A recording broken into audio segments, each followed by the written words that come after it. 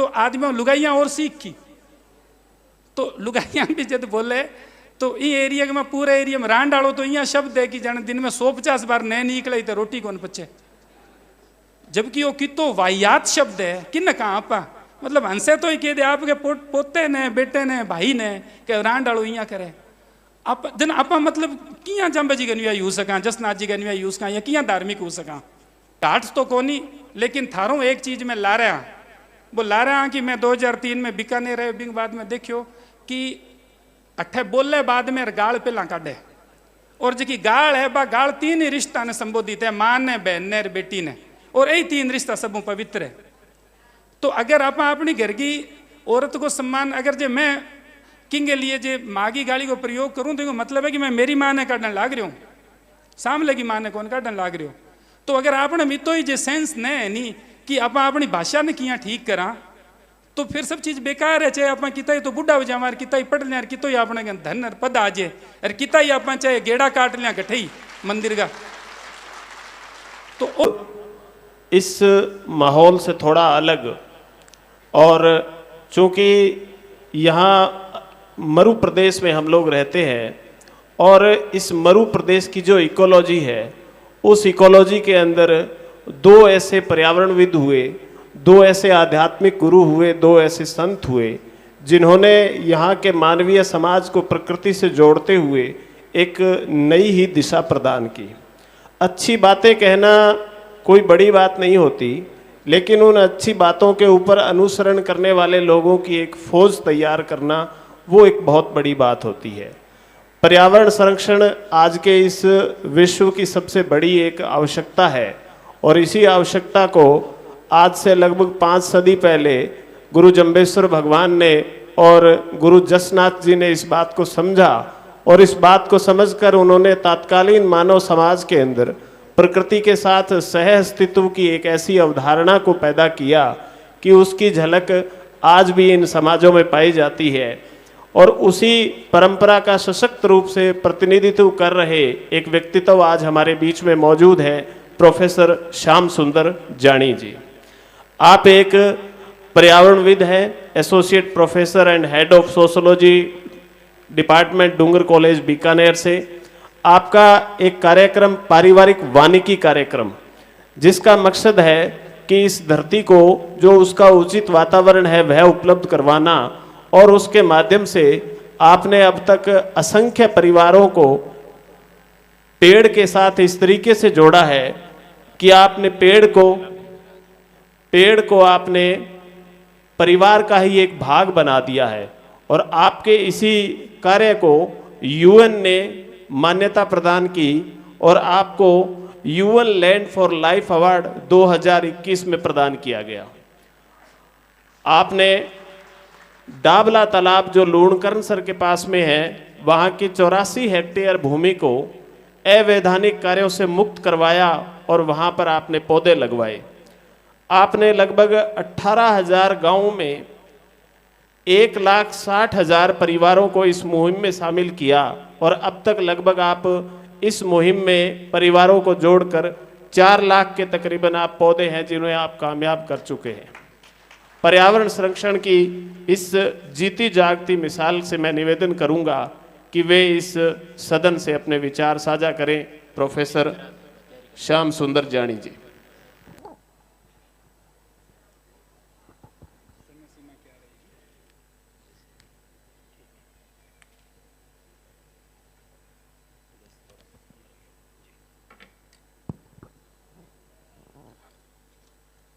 लालासर साथरी की पावन भूमि को नून प्रणाम। सम्माननीय आचार्य स्वामी सच्चिदानंद जी को नून प्रणाम। आप सबको नून प्रणाम। सम्मानित मंच एवं सामने यहाँ नीचे विराजमान समाज के ऊंचे लोग, सबसे पहले मैं इस 7वें युवा संगम में आप सबकी भागीदारी और तन्मयता से आप जो सुन रहे हैं, निश्चित रूप से मुझसे पूर्व भी, क्योंकि मेरा आगमन अभी हुआ है, लंबे समय से आप विराजमान यहाँ होंगे, तो ये जो तन्मयता है ये इस बात का प्रमाण है कि ये जो मिशन स्वामी जी ने चलाया है ये अपने लक्ष्यों की तरफ सकारात्मक रूप से बढ़ रहा है। चूँकि मेरा विषय पर्यावरण है और मैं एक शिक्षक भी हूँ, साथ ही युवाओं के बीच में रहता हूँ कॉलेज शिक्षक के नाते, और ये युवा संगम है, तो इन सारी चीज़ों को किस तरह से मैं देखता हूँ उसी के संदर्भ में मैं मेरी बात रखना चाहूँगा। जब हम किसी युवा की बात करते हैं तो हमारे मन में आता है कि युवा वो व्यक्ति जो भविष्योन्मुखी है, करियर ओरिएंटेड है, कोई न कोई कंपटीशन की तैयारी कर रहा है।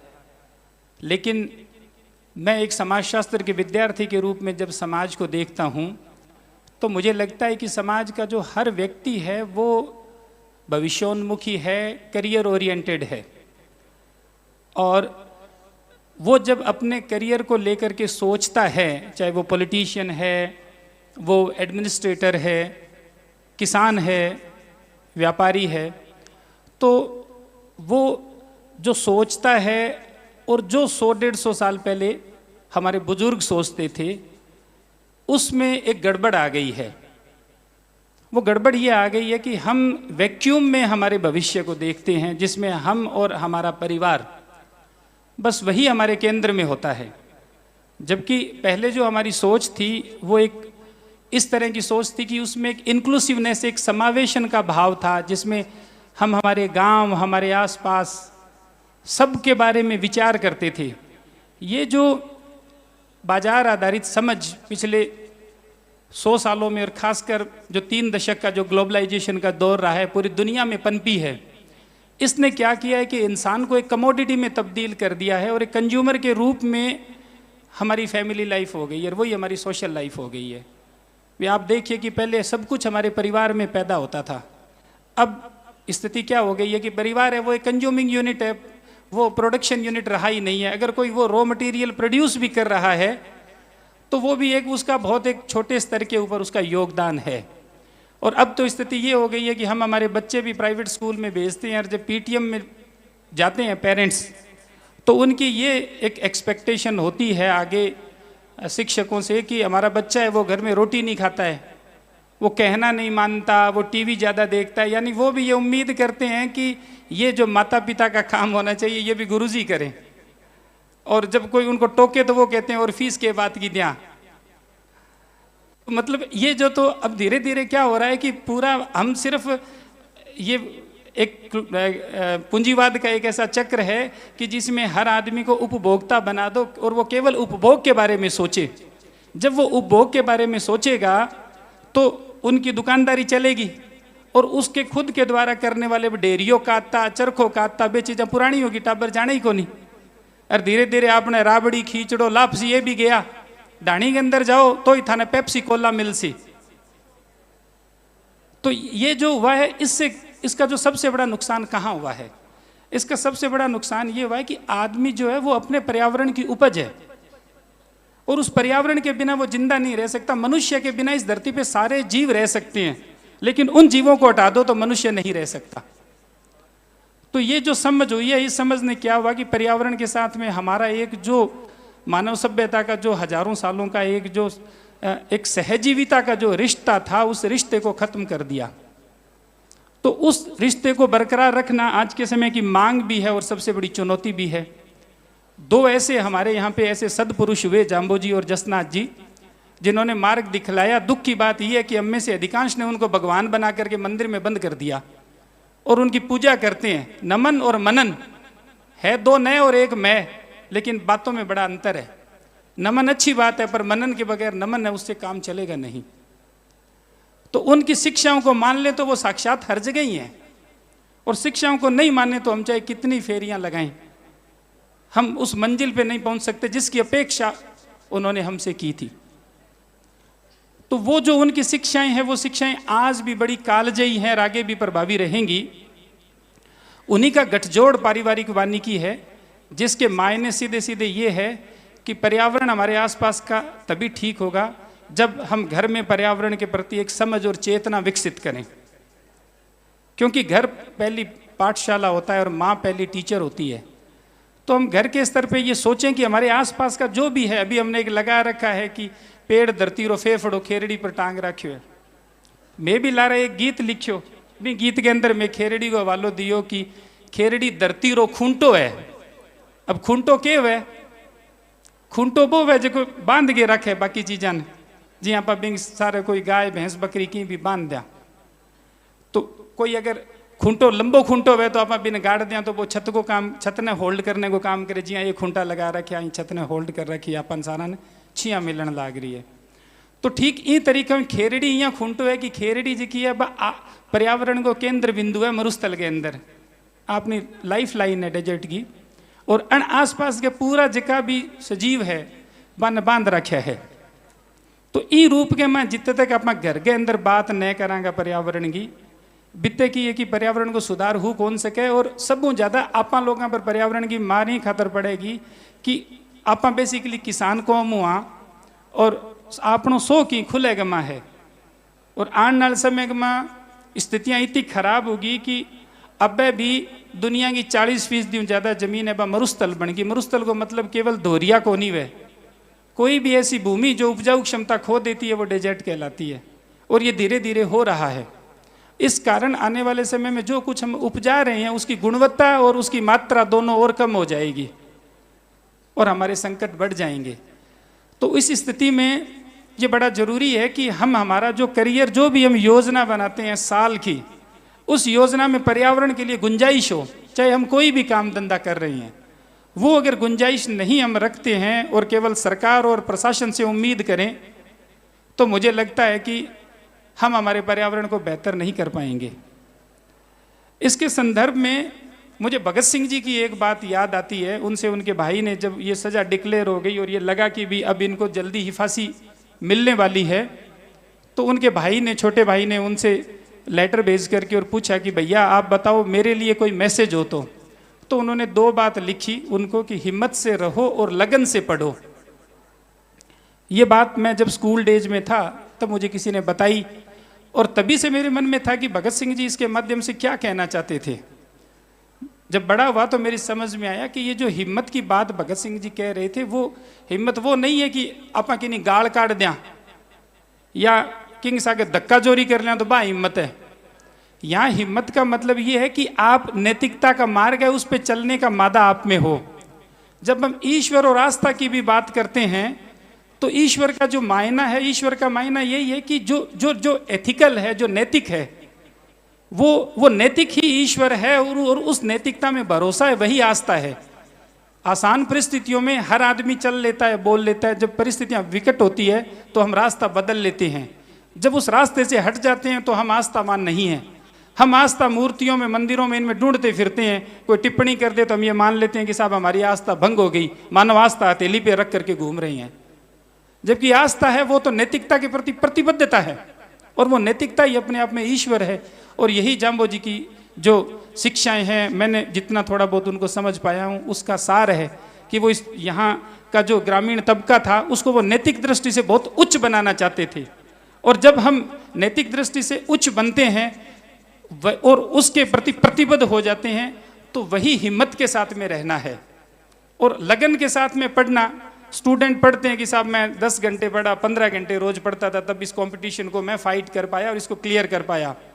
अच्छी बात है, लेकिन कंपटीशन को पास करना उसका पढ़ाई से ज़्यादा मैनेजमेंट से संबंध होता है, और इंटेलिजेंसी से ज़्यादा उसका जो है वो मेमोरी से संबंध होता है। इंटेलिजेंसी अपने आप में अलग चीज़ है। जब हम शिक्षा को डिफाइन करते हैं तो इसके 3 जो है वो डायमेंशन हैं। पहला टू नो, दूसरा नहीं, पहला टू नो, दूसरा टू अंडरस्टैंड एंड तीसरा टू कंट्रीब्यूट। जानना और जानने के बाद में समझना, जिसको हमारे बुजुर्ग अपनी भाषा में कई बार बोलते हैं कि जब बेकी पढ़े लिखे उतने देखे जना का भी पढ़ तो लियो पर गुणीजो को नहीं के नहीं बुजुर्ग। तो वो यही है कि भी वो उसने जान तो लिया लेकिन अंडरस्टैंड समझा नहीं, और समझने के बाद में तीसरा टू कंट्रीब्यूट, कि मैंने समझ लिया और समझ को मैं अगर मेरे तक ही रख रहा हूँ तो मैं शिक्षित नहीं हूँ। मैं शिक्षित तब हूँ जब मैं आगे उसके लिए योगदान देता हूँ, समाज को गिव बैक करता हूँ। तो उस रूप में ये समझ कब आती है, जब लगन के साथ में पढ़ने का जो भगत सिंह जी का आशय था वो ये था कि पढ़ना है वो कोई किसी जॉब को अचीव करने तक की लड़ाई नहीं है, वो तो आपकी रोज की दिनचर्या का हिस्सा होना चाहिए कि जिस दिन भी आप न पढ़ो तो आपको ये लगना चाहिए कि भी आज आपने कुछ खो दिया है। तब आप में एक लगन आएगी और वो लगन आपको नैतिक दृष्टि से उच्च बनाएगी। और मनुष्य जितना नैतिक दृष्टि से उच्च होता चला जाता है उतना ही वो पर्यावरण और अपने आसपास के प्रति जवाबदेह होता चला जाता है। तो इस जवाबदेह की प्रक्रिया को हम हमारे घर में बार बार दोहराएं। उसी का नाम पारिवारिक वानिकी है, जिसके जरिए हम कोशिश करते हैं कि हम रूख को घर में हरित सदस्य के रूप में शामिल करें, ताकि उसको देख करके हमारे मन में ये भाव जगें, जब उस पर कोई चिड़िया आकर के बैठे, कोई तितली और मधुमक्खी बैठे, कि ये जो प्रकृति है इसके ये सब हिस्सेदार हैं, केवल हम ही नहीं हैं। और इन सब के लिए हम गुंजाइश कैसे निकाल सकते हैं, उसकी एक प्रेरणा हम में साक्षात उसको अनुभव करके पैदा हो। और उसके जरिए फिर हम हमारे खेतों के हालात देखें, हमारी ओरण और गोचर को देखें और कोशिश करें कि उनमें हम अधिकाधिक उनको बेहतर बना सकें। जितने धार्मिक आयोजन होते हैं उन धार्मिक आयोजनों में इन दिनों में एक दौर चला है पिछले 10 साल में कि कथाएं बहुत होती है गाँव में। उन कथाओं में जो कथाकार आते हैं अधिकतर वो जो हिंदू धर्म है उसके शास्त्रीय विमर्श पे बात करते हैं। हिंदू धर्म का जो शास्त्रीय विमर्श है उसमें बरगद, पीपल, इनकी बड़ी महिमा है, क्योंकि ये ग्रंथ है वो उसी हिमालय की पट्टी में लिखे गए, वहीं से ज़्यादातर जो है विद्वान लोग आए। आज भी ओरिएंटेशन जो है हमारा स्पिरिचुअल ओरिएंटेशन है वो उस तरफ रहता है। तो वो जो बात कहते हैं उस बात में इकोलॉजिकल सेंस की दृष्टि से देखें तो एक कंपोनेंट मिस है। वो कंपोनेंट मिस जो है उसकी पूर्ति की थी जाम्बोजी और जसनाथ जी ने 500 साल पहले, जब उन्होंने खेजड़ी, रोइड़ा, जाड़, हिरण इनकी बात की।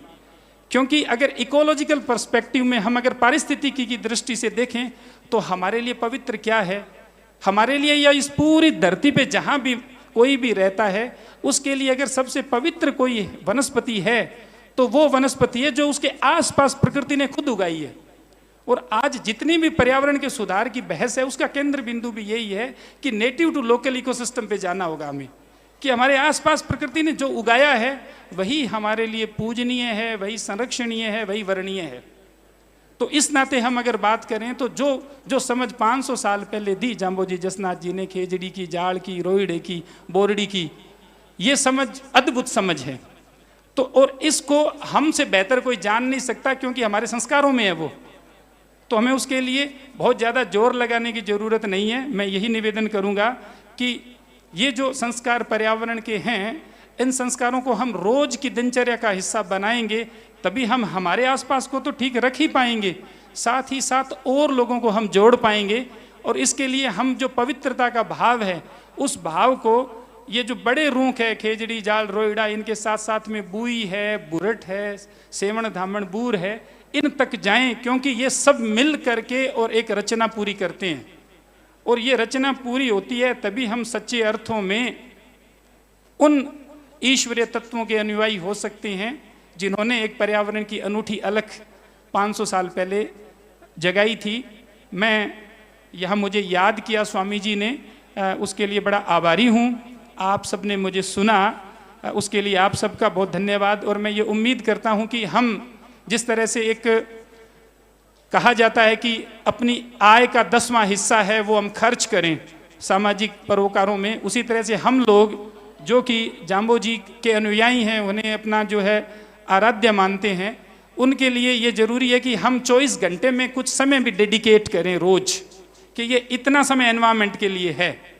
और उसमें हम एक एक जो एनवायरनमेंट का पक्ष हमारे आसपास में क्या था और अब क्या बदल गया है उस पर बात करें। खासकर जो हमारे बुजुर्ग हैं, हमारे बुजुर्ग इस बात के ऊपर बात करें कि बच्चे जो हैं, बच्चों को, क्योंकि बुजुर्ग है वो आजकल ताश के साथ में जीवन व्यतीत करते हैं, तो बड़ा एक बुजुर्ग होता है वो लिविंग एनसाइक्लोपीडिया, एक लाइब्रेरी होता है चलती फिरती। तो वो 60-70 साल की उनकी जो जीवन यात्रा है उसका लाभ लें। मैं घड़ी देख रहा हूँ 2 मिनट और हैं, तो 2 मिनट में बुजुर्ग से मुझे कहानी याद आ गई। वो कहानी के साथ में मैं मेरी बात समाप्त करूँगा कि एक बार एक बाप और बेटा थे और वो दोनों एक दूसरे से अथाह प्रेम करते थे, तो चेहरा देख करके रोटी खाते थे। तो गांव से बारात जानी थी और बारात में ये शर्त रख दी गई कि कोई भी बुजुर्ग बारात में शामिल नहीं होगा। तो उन बाप बेटे की बड़ी मुश्किल आ गई।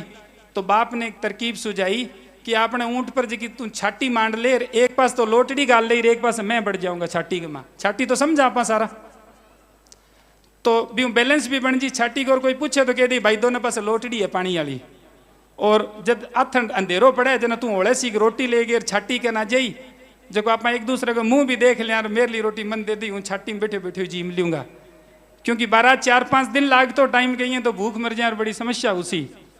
तो जी बाबा ने छाटी में गाल ली और चाल पड़ा। ऊंटा पर बारात जामती, सड़क ही कोनी, तो रस्ते में काली पीली आंधी आई और रास्तो भटक्यो पूरो, जो बारात को दलो जना बीटे बांक्यो भी। अब तो बहुत ही आप तो विकट स्थिति में आ गया, ना तो आगे जान जोगा रे यार, ना लारे जान जोगा रे यार, मरस्या के करा। जन एक जने क्यों जे कोई बूढ़ियो वार नहीं तो पार पड़ जार, जना बोल ऐसी बोलियो कि बूढ़ियो तो है क्यों गठे है के छाटी में कर, छाटी में के बारे काट। बाबे ने बारे काट्यो जना बाबे, क्योंकि पहला तो लोटड़िया में पानी है जो सारा ओट गिला करो, और बिंग बाद में आपने टोले में देखो कोई सज्जी ब्याईडी सांड है के जी, अगर है तो बिन आगे करो बाप के टोडिए की रखू अपन सागी पगा गांव बाड़ देसी पुट्ठा। तो इस उदाहरण के जरिए मैं ये निवेदन करना चाहता हूं कि हमारे जो बुजुर्ग हैं उनके पास में जो अनुभव है बे मैं चाहे कितना ही पढ़ लिया वो अनुभव मार्कन को नहीं आज के, क्योंकि बांगे करने वो एक अनुभव जो है वो एक निश्चित टाइम गुजारने पर आएड़ो जी की सीख लाई है, कितनी ठोकरा खाई है। अब वो दुर्भाग्य है कि 55 साल को 60 साल को गाँव को आदमी जब जई जफो उठावे कौन तो वो फिजिकली रिटायर हो जाए, बिंग बाद में वो गांव के अंदर सारा दिन ताश खेले, और ताश खेले जना बैठे गठे वो बाँ बोरिया पर बैठे जगह पर रात ने कुतिया बैठे, जना सोच के देख लो कि सम्मान गठू उसी घर के माँ भी। तो प्रोडक्टिव लाइफ जितने जियो अंतिम सांस तक प्रोडक्टिव लाइफ जीनी चाहिए। तो ये खातर थे लोग आसपास ने विजिट जो है बिन ऑब्जर्व करो और आसपास में के चीज है, कितनी चिड़ी कमेडी कम होगी, कितना आ गया कम हो गया, खुड़ खाती रेया कोनी बे घट गया, और मांगे लिए के कर सका बे बताओ टाबरन। असली शिक्षा आई है जगह आप किताब पढ़ के मैं लोग स्कूल कॉलेज में पढ़ावा फिर नौकरी लाग जाए, बात आजीविका है बिल्कुल। एजुकेशन कोई ज़्यादा लंबो चौड़ो मतलब को नहीं, और जो लंबो चौड़ो मतलब है तो एजुकेशन तो लिटरेसी रेट जी है 75 ऊपर उठ गई, लेकिन आदमी घट गया, आदमियत खत्म होगी। जी मार ली स्कूल कॉलेज वाली एजुकेशन जी आदमियत देवार जना तो फिर रोड़ो ही के चीज़ को, तो एथिकल बीइंग किया वहाँ इन चीज़ की शिक्षा जी है बा बुजुर्गों कने। अंतिम बात मैं और निवेदन करूं कि एक बहुत मैं गंगानगर जिला हूँ, मैं भी घाट तो कोनी लेकिन थारों एक चीज़ में ला रहा, वो ला रहा कि मैं 2003 में बीकानेर रहे बिंग बाद में देखियो कि अठे बोले बाद में गाल पहला काटे, और जी गाल है बा गाल 3 ही रिश्ता ने संबोधित है, माँ ने बहन ने बेटी ने, और यही 3 रिश्ता सब पवित्र है। तो अगर आप अपनी घर की औरत को सम्मान, अगर जो मैं किंग के लिए जो माँ की गाली को प्रयोग करूं तो मतलब है कि मैं मेरी माँ ने काटने लाग रही हूँ, सामने की माँ ने कौन काटने लाग रही हो। तो अगर आपने मितो ही जो सेंस नहीं नहीं कि आप अपनी भाषा ने किया ठीक करा तो फिर सब चीज़ बेकार है। चाहे आप कितना ही तो बुढ़ा हो जाए, कितना ही पढ़ लें, कितो ही अपने धन और पद आ जाए, और कितना ही आप चाहे गेड़ा काट लिया गठे ही मंदिर का, तो वो अपन संकल्प लेना पड़ेगा। मैं जब कॉलेज में गया पहली बार मैंने ठा लगे मैं भी एक गाल बोलता क्यों टाबर वो सीखेड़ी, एक दिन मन महसूस हुए मैं तो बड़ी माड़ी बात है, अपन तो धूड़ जिंदगी जीन लाग रहा। जना मैं मेरे दोस्त ने कहना चालू करो मैं मैं जदी गाल काटू नहीं मन थे टोक दियो, तो मन 2-3 साल लग गया लेकिन मैं छोड़ दी। तो इनको जो बहुत आसान तरीको है वो है कि थे घर के अंदर जब आपस में पति पत्नी बात कर लो भी मैं गाल काटूं जब मन टोक दियो कि नहीं गाल कौन काटनी थे। और अब तो आदमियों लुगाइयाँ और सीख की, तो लुगाइयाँ भी जब बोले तो ये एरिया के मैं पूरे एरिया में रान डालो तो यहाँ शब्द है कि जाने दिन में 150 बार नहीं निकले तो रोटी कौन पचे, जबकि वो कितो वाहियात शब्द है कि न कहाँ आपा मतलब हंसे तो ही कह दे आपके पोते ने बेटे ने भाई ने के रान डालो यहाँ करे आप जन आपा मतलब किया जंबे जी गनविया यूज सका, जसनाथ जी गनविया यूज का या किया धार्मिक हो सका। तो आ चीज बहुत जरूरी है, क्योंकि गांधी जी ने एक बात कही थी कि हम जो सोचते हैं कहते हैं और करते हैं इन तीनों में साम्य है। कोई आदमी इन टोटली अच्छा और इन टोटली खराब होता है। अगर कोई आदमी खराब है और वो किसी भाग में अच्छा है तो वो अच्छा होने का ढोंग कर रहा है, वो अच्छा हो नहीं सकता। तो ये साम्यता तभी आएगी जब हम हमारे घर में ये भी पर्यावरण का हिस्सा है, एक पारिवारिक और सामाजिक पर्यावरण का, तो इसको भी हम समझें। आप सबका बहुत बहुत आभार, धन्यवाद।